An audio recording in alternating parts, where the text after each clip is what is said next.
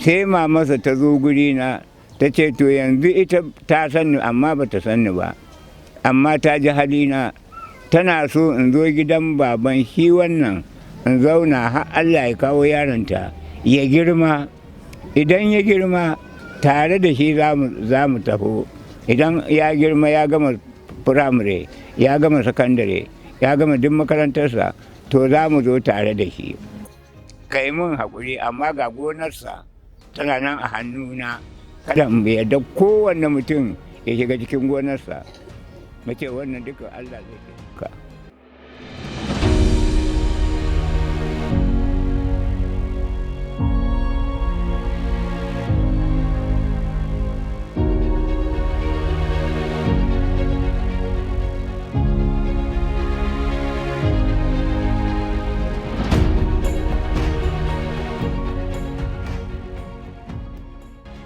My name is Muyiwa Adepiton. I come from Ondo State. I'm a farmer.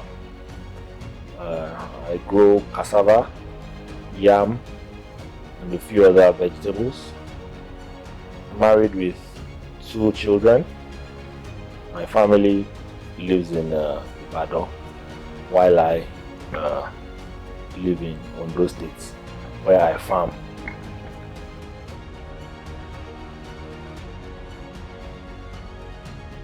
This is my first time really in Kano. I came to bring back a long time worker on my family farm. He has been with us since the early 90s, 1992 to be precise, and he has worked on the farm. He has been the caretaker of the farm since then.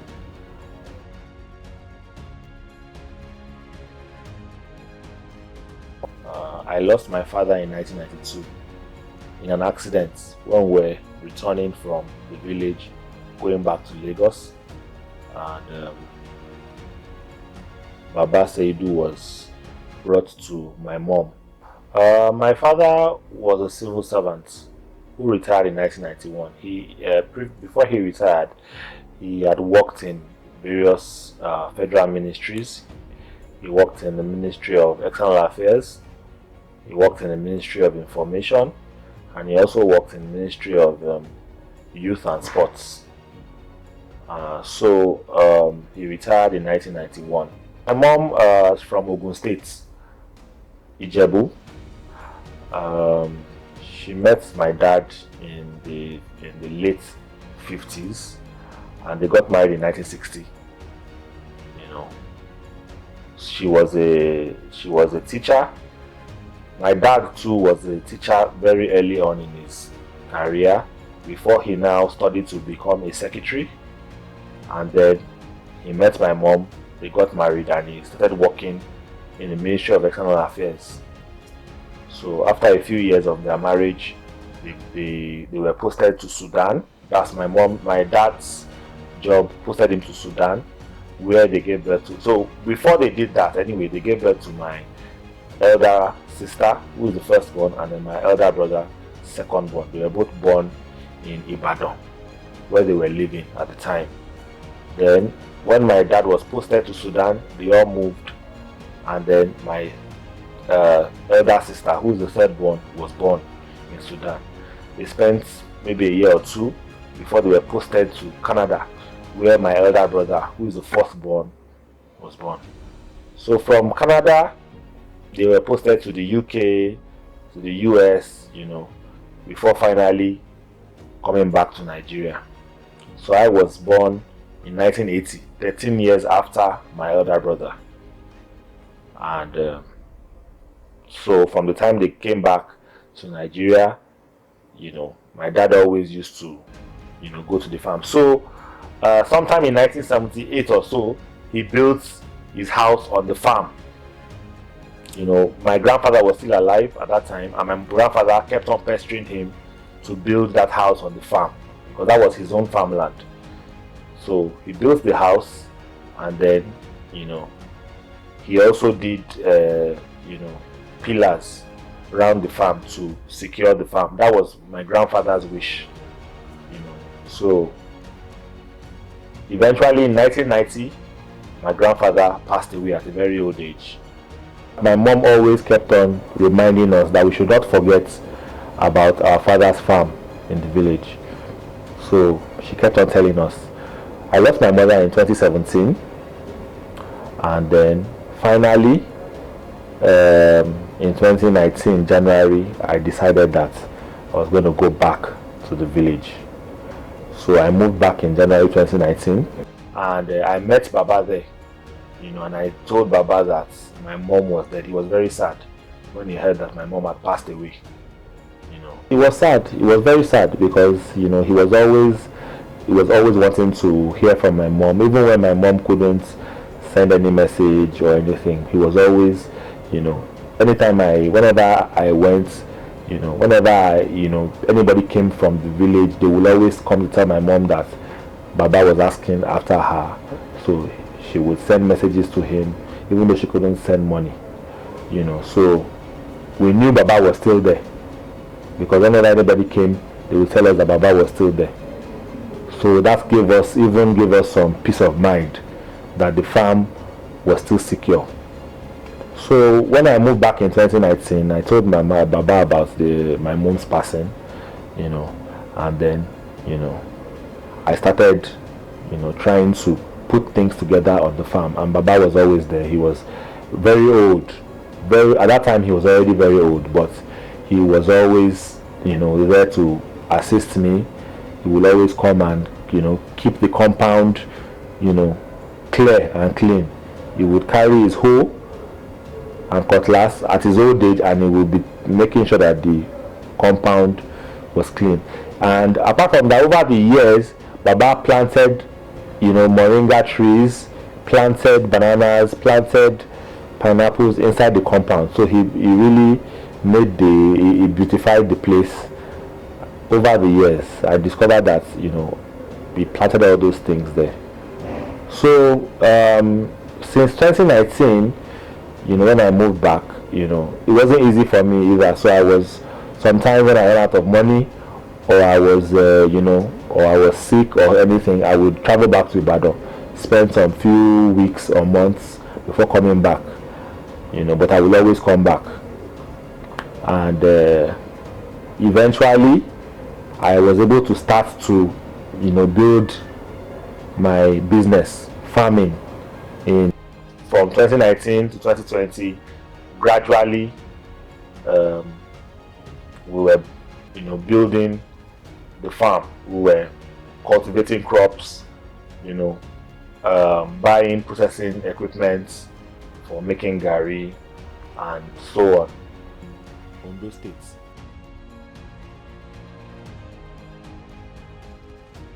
This year, you know, Baba fell sick about a month ago. He fell down and broke his leg, and you know, we took care of him. I bought him drugs. You know, and he got better a bit. But then about a week ago, he fell sick again, and then he summoned me. So when I went to him in his room, he told me that you know, that all these years he has made a promise to my mom that he was going to secure that land until I was of age, because he knew that I was still very young, and that he said to me that my mom promised him that I was still going to come back to that farm. This was when I was very small. I never knew that I would ever come back, and you know, so I don't even know how my mom was so sure that I would come back. But anyway, Baba said my mom told him I would come back, and that I have come back, and that his promise to her is fulfilled, and that he's now ready to go back to his hometown in Kano.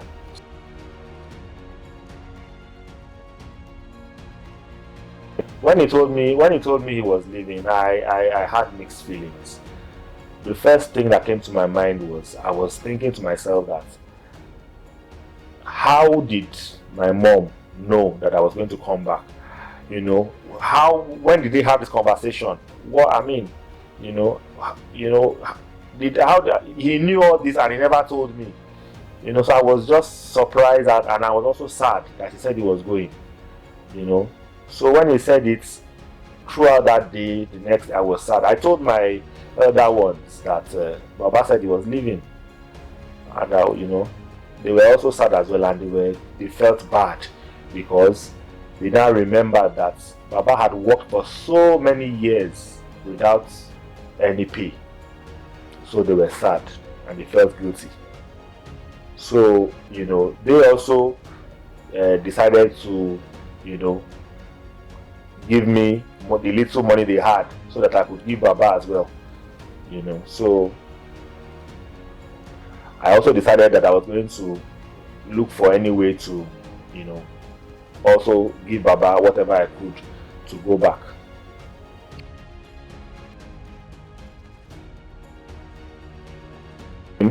I shared my experience on social media, Twitter to be precise, and I talked about, I'd already spoken about Baba on Twitter before in 2019 when he was one of those days he was working, and I spoke about how Baba had been working there for so many years without being paid, and I said I did not know how I was going to pay him. And so when Baba said he was going back, I recalled that conversation, and I also mentioned that Baba was going back, and then something very, very strange happened. It became very viral. It went viral on social media, and so many people identified with Baba. People were very surprised that such a person still exists in Nigeria. People that are honest and faithful. And so within a few days, people started to rally around and contribute money towards Baba's retirement. And from my initial plan to just give him money to go back, I discovered that I had to take Baba myself back to Kano, and people were really very, very supportive of that.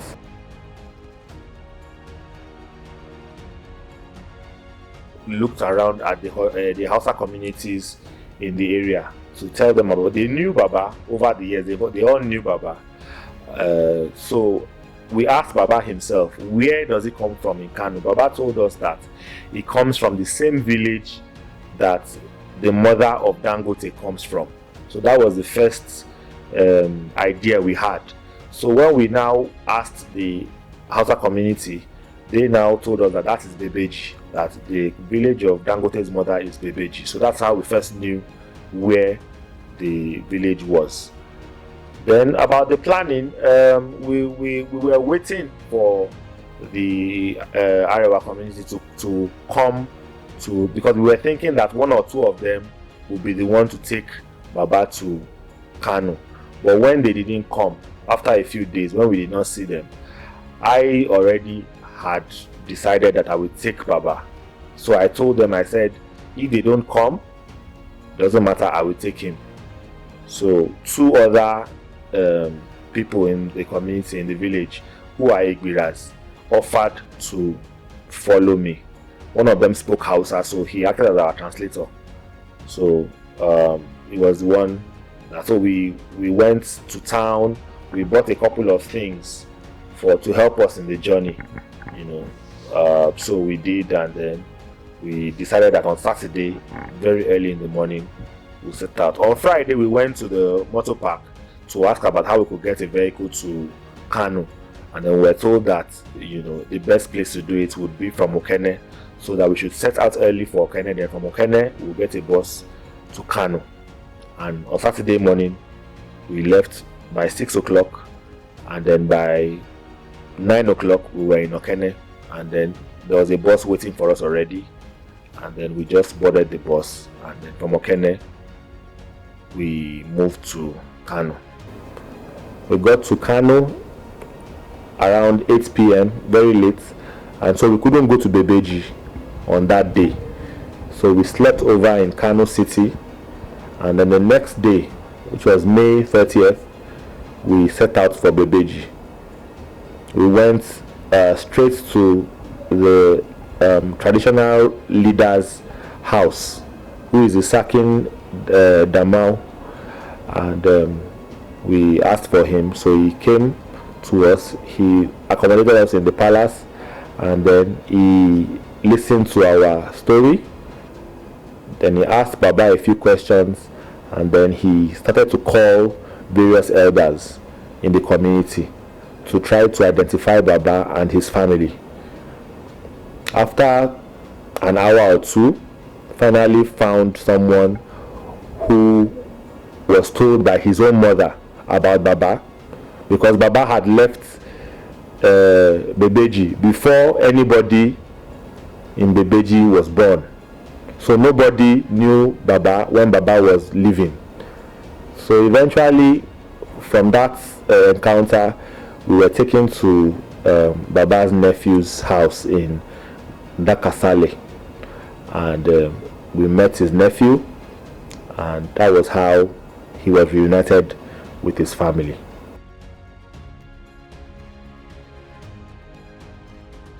I've heard a lot about the North, and basically what I heard and what I've been told is about the agriculture, basically about large acres and hectares of farmland, for miles and miles. And so I was looking forward to seeing that, because I'm a farmer as well. So I was looking forward to seeing the farms on the way as we got into the north, and I did see them. By the time we got to Kogi State, I was able to see some farms. But by the time we now got into Kaduna, through Abuja, past Abuja into Kaduna, then I started seeing more of the large expanses of farmland.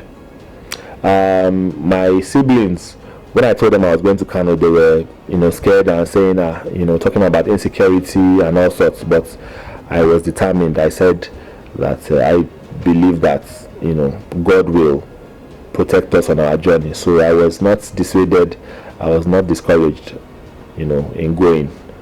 And so as God will have it, our journey was very smooth and very, there was no mishap, there was no case of insecurity or anything like that. It was a very smooth journey.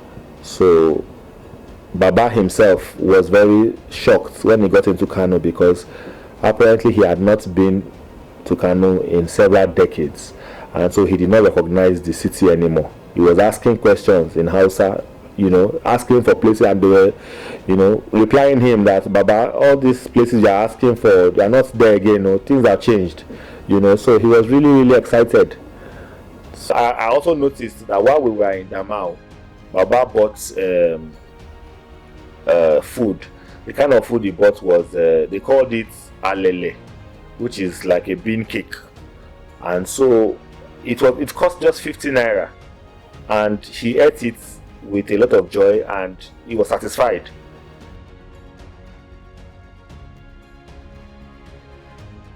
From what I estimated, I discovered that I think that the cost of food was much less than I thought, and so I was able to estimate an amount that we could arrange that Baba would be getting every month from his allowance. So the first thing was to build his house, buy him whatever he would need to live, and then he would have a monthly allowance for his feeding and other needs.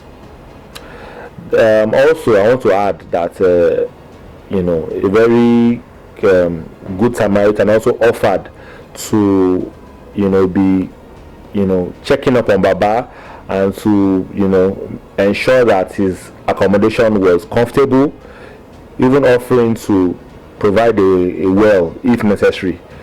And so the Sakin Damau personally offered to supervise all the work concerning building Baba's accommodation, and and every other person was supportive. Everybody came together and offered to to do whatever it takes to get Baba's affairs in order. And it was very, very nice to see. Everybody put in their efforts, their time into the project, and it was a very, very, very, very good thing that happened. Very good.